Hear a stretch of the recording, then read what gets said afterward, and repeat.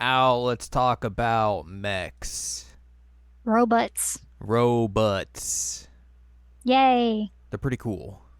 Yeah, They're pretty I, big. I hear both of those things. It's true. Things that you could say about mechs. They're big.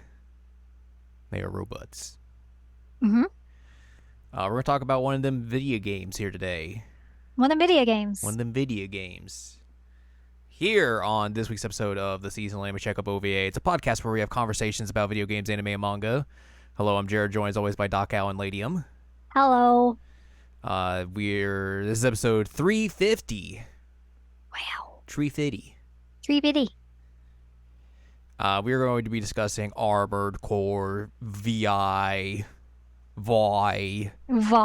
Fires of Rubicon. It's the new Armored Core game. Mm-hmm. It's also the new From Software game. That's not a Mm-hmm. Souls game. Which I guess threw some people off. Sure. I mean, when it was announced. Yeah. Not now. I think everybody is aware of what it is now. It's At least I would hope so. true. So yeah, this game recently came out on the PlayStations, the Xboxes, and the personal computers on August the 25th of 2023. Very recent. That is very recent. Ralph Buddy. Sorry.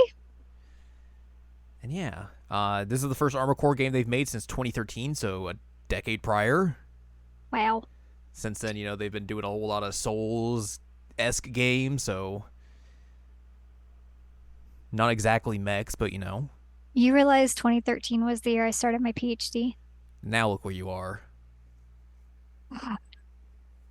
I'm not an Armored Core 6. Okay, that's fair. It's true. Things that are factual. I am not a mech. I can agree with you on that. Yep. Yep. It's just always weird whenever I think about that. Mm-hmm. Anyway, 10 years. 10 years. This game has favorable reviews.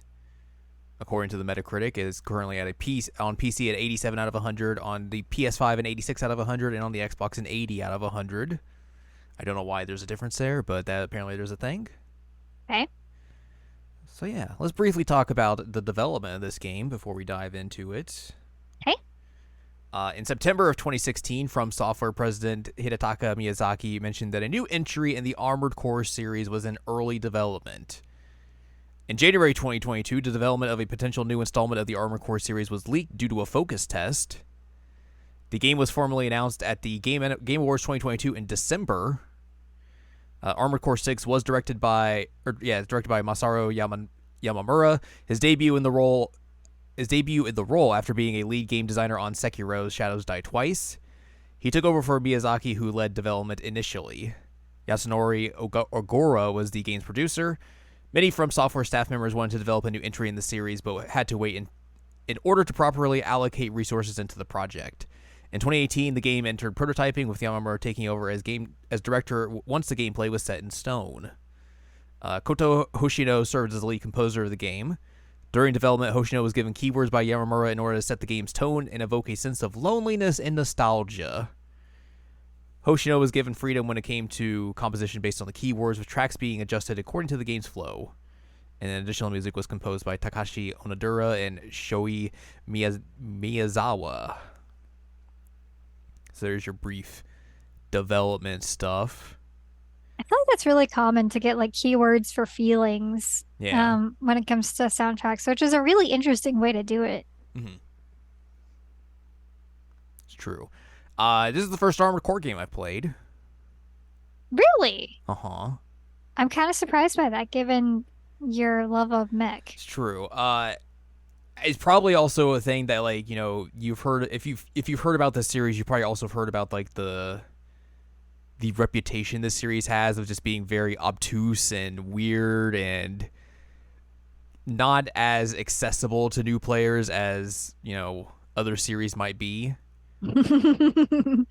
Whereas I think they kind of do away with a little bit of that in this game, where they kind of like upfront you in terms of like, teaching you how the game works and everything, tutorializing you on like changing out your parts and all that sort of stuff, and making it so like it's not super duper overwhelming at first when like you have all these systems flying at you. It's kind of just like, all right, just go fight stuff and figure out what works for you essentially. Go be a mech. Go be a mech. You got to see some of this game. I did. I originally saw it when you were forced into streaming again. Yeah.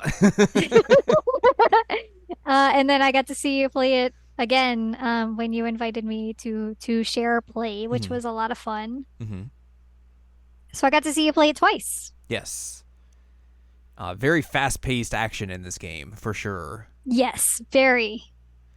which is fun. Like I think the gameplay as a whole is very snappy. Like it just has a great flow to it. Like even though this is like a mech game, everything has like a good. There's not like a heavy weight to these mechs in terms of like they feel kind of like slow and monotonous. Like these things are just like you're going. I guess it also depends on like how you're building your mech. So you'd make a slow plodding mech if you wanted to, that just hits Mhm. very hard. But I opted for more speedy in this case. Like the combat itself is very good. Like there's so many different varieties that you can choose from in terms of like how you want to approach combat, because there's so many different weapons that you can choose and mix and match and do all that sort of stuff. Like there's your hand weapons for like guns and melee weapons, and then you have like shoulder weapons that maybe it's like missile launchers or plasma launchers or stuff like that. But also you could just be like, I'm gonna carry 4 hand weapons on me at the same time because I'm a freak like me. You had some shotguns. I yeah, the dual shotguns are maybe very broken in this game, I would say. Those are probably going to get hotfixed at some point, so I'm glad I played through it now and not later. Oh, really? I would assume so, because like they're just super broken in terms of like you can just destroy anything with them. Like it kind of takes a little bit of the strategy element out of it, where you just like, well, I have my 2 shotguns. I'm pretty sure I'm good to go against anything in this game, and you pretty much are, which is fine if that's how you want to play it. But again, it does kind of leave aside the experimentation of picking different weapons and doing all that sort of stuff. But hey, gotta Well, I do what got you to gotta see you do. do some of that because, like that one fight that looked impossible, Mhm. you were like switching out your shoulder guns and everything. Yeah. Um, so it's not entirely out of the picture Mhm. with your shotty guns, but I did see you use the shotty guns a lot. They're pretty good though. Yeah, it seems like it. They are pretty good. This game has also been infamous for its first 2 big bosses in terms of just like being a big wall for people and just people not ready for that bouncing off and immediately refunding the game. Yeah, I saw that on Twitter. It happened a lot. The uh, people were just like, "What is this?" I mean, to be fair, it's a Front Software game. You kind of have to know going into it that it's going to be a difficult game. Mm-hmm. And I would say it's not super difficult in the terms of like Souls games, because like it's not as long as those games. Like I did 3 playthroughs of this game, and that in all of that time it was like 30 hours. And if I did that with a Souls game, that'd probably be like way over 100, probably. So like I mean, obviously on your subsequent playthroughs, the game gets easier because like you know how to play the game, and you have all the weapons that you want at your disposal, so you can kind of just go through and just mow everything over. But I mean, the game does start you off with like you're in a mech that has a preset loadout that you can't change or anything, and like the first boss you fight is like a big helicopter that you have to basically destroy, and Mm-hmm. you've just started the game. It's the first mission, and you're flowing into this boss fight where you kind of don't really know how to play the game. You don't really know how to controls, and the game's just like, all right, figure it out. If you're gonna win, you're gonna win. If not, you're just gonna be stuck here a while. You're going to learn how to play this game. Wow, um, they really just take the training wheels out from under you and say good luck. Essentially, yeah. And I mean, it does prep you for the rest of the game in a sense of like, hey, you're not gonna just like mow over everything in one shot. You're gonna have to learn like patterns and how to use your mech and like what skill set you want to use with it and all that sort of stuff. So like that first boss fight did take me quite a bit of time to figure it out and everything. And then once I got through it, I was like, all right, cool. And then after that, you're able to kind of like start customizing your mech and everything. And then once you get to the chapter 1 final boss, which is the other big wall that people come up against, That's the one where it's like, oh boy, okay, now how do I do this? Which the game like does give you a little bit of a tutorial that you kind of have to pay attention to of like, hey, this thing has a shield. If you use this specific weapon, it will take that shield down very quickly. So you should Mm-hmm. probably use that. Mm-hmm. But, that can be easily glossed over because it's kind of just like a throwaway text that you might just be like, whatever, blah, blah, blah. So you get to this boss and you're just like getting pounded and destroyed by it constantly. And it definitely is one of those where you got to figure out exactly what you need to do in order to defeat it. And for me, as you saw me briefly do, I got my butt kicked quite a bit when I was fighting that thing the first time. Oh, is that the one you did on stream? Yes. Okay, the one you were forced to play. I was gonna say that this is kind of like when my dad taught me to drive stick shift. Because he basically like dropped me off with the car and said like, "Good luck, make your way home." Yeah. Except for that didn't end as well as it seems to have ended with Armored Core for you. You didn't get over the hump. I mean, I learned how to drive stick, sort of, but it also gave me horrible anxiety about driving stick because I was stuck in a parking lot by myself with a car I didn't know how to drive and had to figure out how to get home. That's fair. So yeah, they kind of did that to people, I guess. Yeah. Um. So You yeah, either sink or you swim. You no, were the swimmer. that's 100% true. It is You you were were the sinking swimmer. or you're swimming. um. But yeah, I after that stream, I went and like just looked up like strategies for it, and then I saw like people being like, oh, the bubble guns are good. Just use 2 of those to take that shield down. And also, have you heard about double shotguns? It's pretty good. So that's where you got the double shotgun Yeah. idea. And then I Okay, was like okay. seeing people in comments being like, yeah, I haven't ran into a boss yet that my double shotguns can't handle. So I was like, all right, let's just run with double shotguns for now and these What bubble if we guns. just stick with that? Yeah. So I did that, and then like it took me about a couple more tries. I was able to easily get into like the second phase of the fight, and then I finally took it down. I was like, all right, well I guess we're playing this game now for real. We're Nice. going. Where are they going now? But yeah, like those first 2 initial bosses are probably 2 of the hardest bosses you will fight in the entire game. That's Just be wild to front load it like that. It is, but I mean, it's also just because like of your equipment status and everything. Once you go back and do New Game Plus, like they let you skip that helicopter boss, which is very interesting, I think. Hmm. But when you go back and fight that like Chapter 1 boss again, easy, so easy. Like I just like one shot it. Oh my God. Like both of my times back through, I was like, yep, all right. Like here's a very brief spoiler, but like in one of the endings, they bring that boss back near Hmm. the end of the game, and it has a couple of new abilities and stuff. But it was like oh, I just and I just defeated it once. I was like, oh, okay, cool. Well, Nice. all right then. Nice. Man, what talk about like a training arc. Yeah.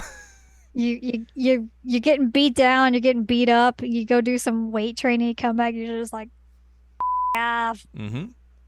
perfect. Love it. I mean, there still are hard bosses in this game, like the Chapter 4 boss, which you saw, which is Yeah, very that one looked speedy, hard. is difficult. Because it has 2 phases. You have to fight it back to back, which is tough, and it just like does a lot of spammy attacks and is very quick. Uh, Yes, it's very speedy, can confirm. One of the ending bosses is also very difficult, and then I would say the final boss of the true ending is pretty difficult because you have to fight like 3 phases of it.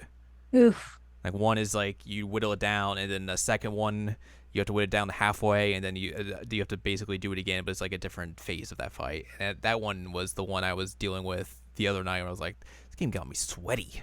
I was wondering Sweaty. what happened. You were like, I'm sweaty. I was like, It was go take a tough. It was a hard shower. fight.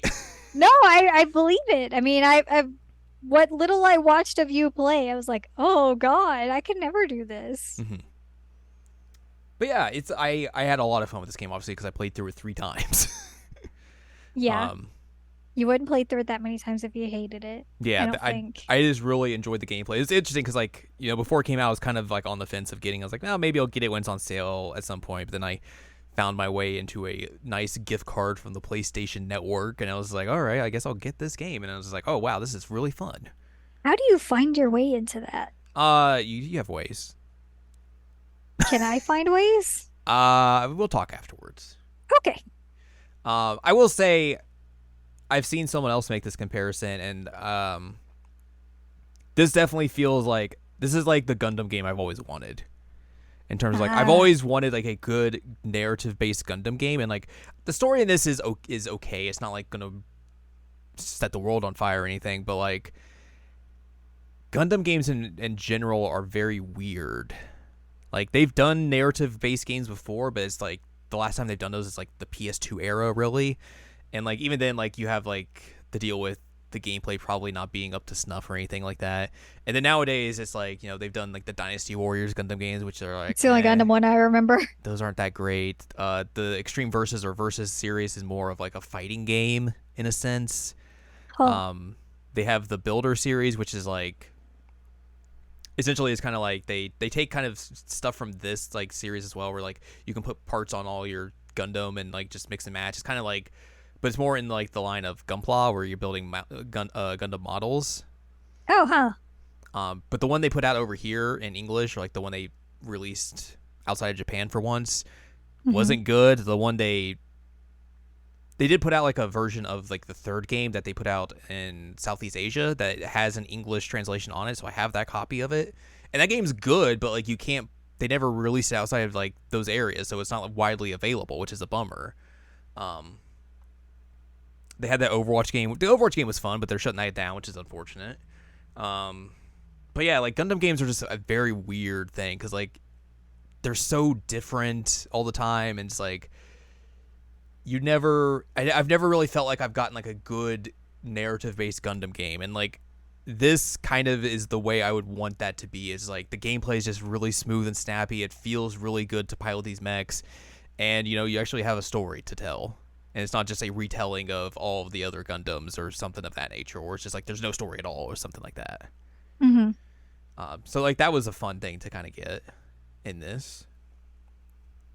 But yeah, you wanted to hear about the story. I'm going to just read this Wikipedia synopsis because I feel like that's going to be the easiest way to do it. Before you do that, I want to mention that you had some cool customizations on your Oh, Gundam right, with right, right, with right, your right. stickers and stuff. Yeah, because you can basically customize your mech in all sorts of ways. Like you can like color as however you want, and then they also have decals you can put on it. And the decal system is good, but also bad. Because like you can make interesting things and like you can make wild stickers and all that sort of stuff, but like the way to Hmm. share it is like you have to share out like a 12 letter number code, and those codes are Uh, platform specific. So like uh, if you see someone make something really cool on PC, you can't get that on a PlayStation or an Xbox, and vice versa. oh, hello, Nintendo systems. How Yeah, about it's you? very weird and broken in a way, but you can find some fun things like I had on mine. You had Furball Corone. I did. You had Persona 3, the Mm-hmm. Gekkoken High patch. Mm-hmm. Y- You had, I'm trying to remember what all you had. I had Chica Chico. Nesoberry on the chest, Yes, you did. which was fun. There was a little Link on my back, I did like little little Jack Link. Frost on my back. Hee Hee ho. ho. I had the railway military police emblem on my back as well. That's perfect. It was very funny. I love that. It's very good. It's the only other Gundam game I can think of. I had Corone's dog Yes. also, but yeah, like there's a bunch of stuff. There's also like there's like a Reddit where you can like look at like how like people are just uploading stuff, and like some things are good, some things are very bad. Let's just be real. Like racist bad or No, just like not good looking? just not good looking. Oh, okay. But I mean that's kind of like what you're gonna get with like a decal maker like this, where it's just like you have to just use parts to make your stuff. Right. So it's gonna be very difficult and all that sort of stuff. But yeah, Now uh, you can talk about the story. I wish that decal stuff was better and like it wasn't platform restricted. Yeah, that would have made it a lot better, I think. Would have been a lot easier to find good stuff and all that, and like have more fun with it essentially. But yeah, let's dive into the spoilers of this game. So like, hey, if you haven't played through this game, or like some people I know who have only played the first chapter of this game, get out of here. Get out of here. We'll see you next week. So yeah, hey, did you know this is a game set in the future? What? You Where mean hum- we don't have giant mechs everywhere all the time I now? know. Wow. It's set in the future where humanity has developed an interstellar civilization. Whoa. Whoa. On Whoa. the frontier planet of Rubicon 3, where the fires of Rubicon might be happening, you never know. A Makes the substance title make Yeah, sense. exactly. A substance called coral was discovered that could be used both as an energy source and a data conduit. Coral was hailed, as the key to humanity's technological advancement, but instead it caused a cataclysmic event known as the Fires of Ibis, which engulfed the planet and the surrounding star system in flames and left behind a lethal contaminant. Cool. All coral in existence was thought to have been consumed by the disaster. 50 years later, however, signs of coral are once again detected on Rubicon 3. Corporations flock to exploit the planet and control the coral, heedless of the cost and harm to the inhabitants, and mercenaries follow to profit from the conflict. Capitalism. Yep. The player is an augmented human designated C4621 who is in servitude to an infamous handler named Walter and fights as an armored core pilot on the premise of earning a new life by taking on mercenary jobs. You were immediately like, this Walter guy sounds like Mueller. He does. He just does the Mueller voice. After illegally landing on Rubicon 3, C4621 steals the license of a deceased mercenary and assumes their call sign Raven. Oh, you stole somebody's identity? You do, yeah. And then you find out, hey, that person's not dead, and they come and fight you later. Oh, I It's mean, a I'd pretty probably cool fight moment. I'd fight somebody for stealing my identity too. Because like the first couple of times it does it like in like the non new game plus plus Mhm. route, you're supposed to go like defend the spaceport from getting taken back over, and you go there like everything's destroyed. What happened here? And you see this mech up there, and they're like, you just hear like over the radio like, oh hey, Raven, we found who we're looking for, and you're like, wait, what? And you're like, oh, this is the person we stole the identity from. Oh no. It's really cool. And then here's I guess this is the general route before we get into the split endings. Okay. Maybe this will make a little bit more sense since you've seen some of this game. Okay. The augmented mercenary C4621 is smuggled onto Rubicon with the assistance of their boss, handler Walter. Upon landing on Rubicon, C4621 steals the call sign of a deceased mercenary, becoming Raven. With a new identity, Raven inserts themselves into the war raging on Rubicon's surface between the mega corporations Balam Industries and Arquebus Corp, the anti-corporation Rubicon Liberation Front, and the Planetary Closure Administration, who are all racing to find or protect the coral. During numerous battles, Raven ends up befriending fellow mercenaries Rusty and Cinder Carla, who occasionally provide assistance, which we learned that Carla is voiced by the same person who does Kareen in the Love Live Nijigasaki English dub, which is very funny. It's very funny. And like listening to her, I was like, yeah, I see it. In addition, after being caught in a coral surge, Raven makes contact with a woman named Ire, who can speak directly to their mind.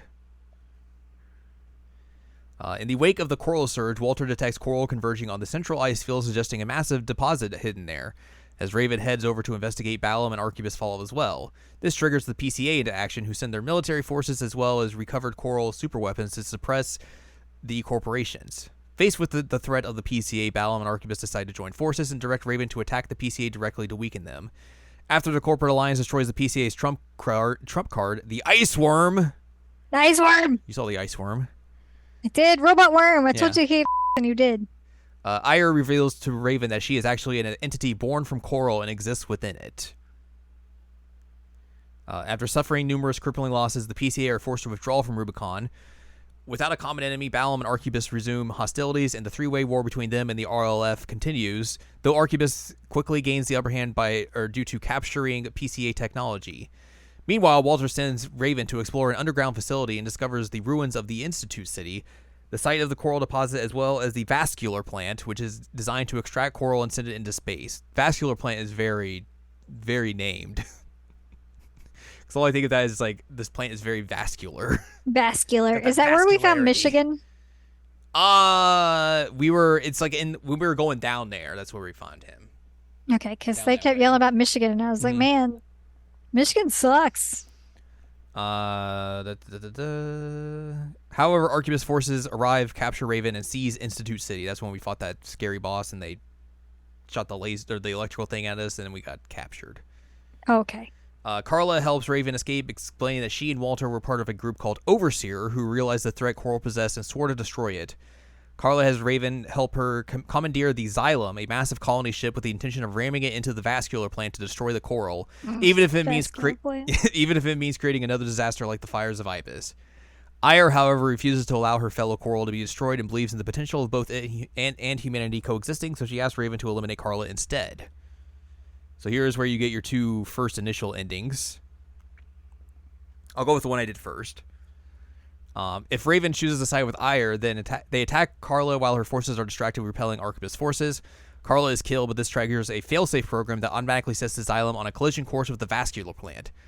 Ire then tasks Raven with sabotaging the Xylem to cause it to crash harmlessly into the ocean. She also sends a request for assistance to the RLF, who rise up en masse to overthrow Arquebus. Rusty also joins with Raven, your buddy. It's very good moment. They managed to disable the Xylem, but Walter arrives in his own AC, killing Rusty and attacking Raven, which was also very wild because you think Walter's dead, and he just shows up. You're like, what the f*** is going on? Miller killed Rusty? Yep. Wow, that's rude. Really rude. Raven defeats Walter, narrowly escapes the Xylem before it crashes. Ire thanks Raven for protecting both the Coral and Rubicon and promises that together they will ensure a future where Coral and humanity can prosper together. So there's that ending. Okay. And then the other ending is, if Raven chooses to side with Carla, Ire breaks off relations with them. Raven breaks the Arquebus blockade around the vascular plant and is forced to kill Rusty, who is actually fighting for the RLF. Very sad. Ire then attempts to stop the Xylem by taking control of Rubicon's orbital weapon satellites. Raven is forced to confront Ire directly and destroys her. That is a hard boss fight. The Xylem successfully rams the vascular plant and ignites the Coral store within, creating an apocalyptic firestorm later dubbed the Fires of Raven. In the sorry, what? I said, it's named after you. Yeah. No. In the aftermath, Raven's survival is left uncertain while the PCA and corporations completely abandon Rubicon, the planet having been completely scoured of all life. A recording left behind by Walter then plays congratulating Raven for destroying the Coral and fulfilling his last wishes. So yeah, that's the Fires of Raven ending, and the other one is the Liberator of Rubicon ending. And then you get New Game Plus Plus, which is the true ending. In the New Game Plus campaign, Raven can take on newly unlocked RLF missions instead of corporate ones, while the mercenary support AI Allmind contacts them, giving them an opportunity to battle AI-controlled ACs for analysis. In an additional New Game Plus campaign, Ire discovers classified data related to these ACs, while Allmind recruits Raven into the Coral Release Project, which seeks to achieve complete symbiosis between Coral and humans. Allmind begins assigning Raven its own missions in order to further the release project, culminating in smuggling them aboard the Xylem to destroy Overseer and seize control of the ship before it can collide with the vascular plant, while Allmind eliminates Walter and Carla. With Raven's role complete, Allmind attempts to forcibly assassinate them and Ire into itself, or simulate them into Ire in itself. Raven and Ire destroy Allmind and initiate the Coral release themselves, which spreads Coral throughout the entire universe and heralds a new age. That ending is very wild because like that final fight's very hard. But you find out that like there's this dude that you fight initially. There's like a mission early on that you can like you get paid to do more. You get more money if you turn on the people you're with. And one of the guys you defeat in that gets very upset that you beat him and keeps like coming back. And like there's a time where like he hires a mercenary to come and try and kill you. And then near the end of the game, when you're in this route, he comes back again to try and beat you. And you defeat him again. You're just like, all right, whatever. And then once you get to the end of the game, you find out that he's been assimilated into Allmind, and he's now going to fight you once again. He's the final boss. Oh. He's that salty about losing. Wow. And like Allmind the entire time is like, you're losing the plot of what we're trying to accomplish here. And he's like, I don't care. I just want to kill this dude. Just salty. Can't take it. But yeah, that's the final boss you fight. It's just a dude who's very salty. And a rampant AI who wants to just make you a part of them. Great. Amazing. But yeah, you see like the Coral spread throughout the universe, and like one of the final scenes is like there's a bunch of mechs just like waking up on a beach. And like Ire wakes you up as well and is like, hey, look what we did. We did it. Everything's spread out. This is going to be great. All right, let's get back to work. That's how the game wraps up. You have to go back to work? Gross. I know. Got to make money So what'd somehow you in this new think? universe. What was your Uh, favorite of the endings? I like the Liberator of Rubicon ending because it has that really cool moment with Rusty, even though he dies shortly after, and then the reveal with Walter at the end, I think, is also very interesting. Hmm. Um, I thought the stuff that they did with like the third ending, and especially in terms of like incorporating new stuff into the campaign as well, because like there's a bunch of new missions and like missions change as well. Hmm. Like even like characters will have different dialogue when you're running through those missions, so like it's very interesting and how they're able to like switch things up and change them compared to how you've seen them in the first two times you've run through those routes. Like they introduce like new characters in this third route as well. That is like, what? What are you doing? So I thought all that was very interesting, and it's like it's a wild thing to hide behind you having to play through it 3 times to see this stuff. Yeah, it's very Atome of them. Yeah, you're not wrong in that aspect. What a Uh, weird comparison. I just yeah, I thought the reveal of All Might kind of being the big bad at the end was very interesting as well because like you meet All Might at the very beginning and there's like, oh, we're the mercenary support system, we'll help you go through the arena and stuff, and just like you can do all that sort of stuff, and then it's like, oh, by the way, we're sentient and we've got this plan and everything, and it's like, oh, oh, okay, yikes, yikes. uh-oh. Love that. So I thought that all that was very interesting as well. Yeah, I think it was well worth it to see through all these endings. There was definitely parts where in the third playthrough where I was doing some of these new missions that like some of the new missions are in there are tough. Like they are Hmm. definitely up to difficulty in some of them. Um, which like makes sense because like obviously it's a special playthrough and like you've gone through the game 2 times already. You kind of need a little bit more of a challenge. Right. So it makes sense, but there was definitely some times I was kind of like, I don't know if I want to keep doing this, but I was able to push through it and do all that sort of stuff. But I think it's interesting, like I said, that they were able to like hide all that stuff in a third playthrough, and like it has all these different ramifications for the story, and just like these different missions that are hidden away until you get to this point in the game altogether. So I think it's a cool thing that they're able to pull off, and I think they're able to pull it off pretty well. Nice. That's good. Yeah, I mean it's a fun game, so I'm glad you enjoyed it. mm-hmm. It's very interesting as well. Like it's funny when like you beat the game and like the credits roll immediately just wraps you back into like the game. Is like, all right, well you found this mech that you're now Raven, so let's get back to work. Start the game again. It just like immediately kicks you back into New Game Plus, and you're like, all right. Wow. Like there's no hesitation, no just like going back to the main menu or anything. It's just like, all right, we're back. Immediately. Chapter Wow. 1, let's go. Well, I guess that's a good way for them to indicate like, hey, there's more to this. Yeah, totally. It's a smart thing to do. Like I think the idea of this is definitely something that like you could easily mess up Yeah. because of just the complexity of it and the idea of like hiding stuff. I mean, I think this might be a thing that they do in the series in general. I don't know. Like I said, this is the first one I've played. I've heard different things from different people, so I don't know for sure. But like, especially because like more people are probably going to come to this game in general just because of the pedigree From Software has gained over the last decade. Right. Um, and I think with this game kind of being more accessible in general than previous games in the series, that again more people are probably going to try come to it and try it and play it and all that sort of stuff. So having this system of like you replay the game, you get different endings, and you replay it a third time, and here's all this other new stuff that we've got for you is very wild. And like I said, it's something that could easily get messed up and not work at all, but they really pull it off here, and I think that they do a good job with like sprinkling in all the new stuff into your subsequent playthroughs to keep you invested and keep you playing longer and longer than you might just be like, do one ending and I'm done, or I'll go look up the endings on YouTube or Wikipedia or something. Mm-hmm. So yeah, mechs. Mechs. Hey, they're pretty cool.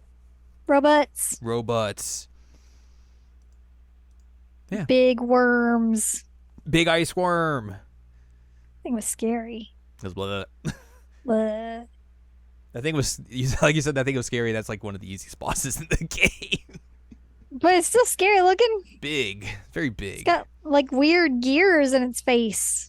That's how you got to claw through the ground. Oh, that's what that's for. Big brain ice worm. Big brain ice worm. Ugh. How about that? There you go. That's Armored Core. It's Nice. pretty fun. Nice. I'm glad you had fun with it. I'm glad I had fun with it too. There you go. That's gonna do it for our episode this week. So if you'd like more from us, head on over to seasonalanimecheckup.com or sac.cool, where you can find past episodes of this podcast and other podcasts, like Jared and Al Watch. You can also find columns and reviews on the site as well. If you'd like more from Ann Ladium, go to annladium.com. She's got columns and reviews. You can follow us on Twitter and TikTok at Anime Checkup. You can buy our books, One Shiny Moment, A Critical Analysis of Love, Life, Sunshine, and Hot Tubs and Pac-Man on Amazon.com. And you can support us on Patreon, patreon.com/SACOVA. Buy us a slice of pizza, get access to unedited versions of the podcast early, and a whole wealth of bonus content as well. Next week, I believe we're going to try. We're going to try. For Al to talk about another Otome game. It's going to depend on if Al beats it in time or not.